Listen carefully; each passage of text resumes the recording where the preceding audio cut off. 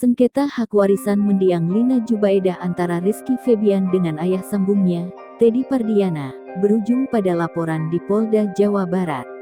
Laporan tersebut dibuat oleh Rizky Febian pada tanggal 21 Maret tahun 2021 terhadap Teddy Pardiana atas kasus dugaan penggelapan aset. Sementara laporan tersebut dilayangkan karena pengembalian aset Lina Jubaidah yang dipegang Teddy Pardiana tak kunjung dikembalikan.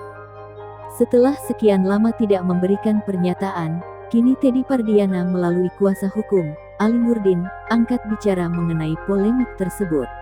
Ali Nurdin mengatakan Teddy kecewa pada Rizky Febian yang malah melapor ke Polda Jawa Barat terkait kasus dugaan penggelapan aset.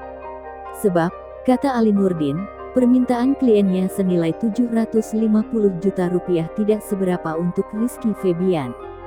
Ali Nurdin bersama Teddy menilai Rizky Febian tidak memiliki itikat baik karena sengketa ini berujung di kepolisian. Dia menyandingkan dengan niat Teddy yang ingin menggugat Rizky Febian ke Pengadilan Negeri PN Bandung saja harus memikirkan berbulan-bulan. Dari pihak kita aja, mau melakukan gugatan hak waris saja perlu berbulan-bulan kita pikirkan, kata Ali Nurdin. Ali Nurdin mengklaim, hak waris sepenuhnya milik Teddy Pardiana serta buah hatinya, bukan kepada keempat anak mendiang Lina Jubaidah dari pernikahannya dengan Sule.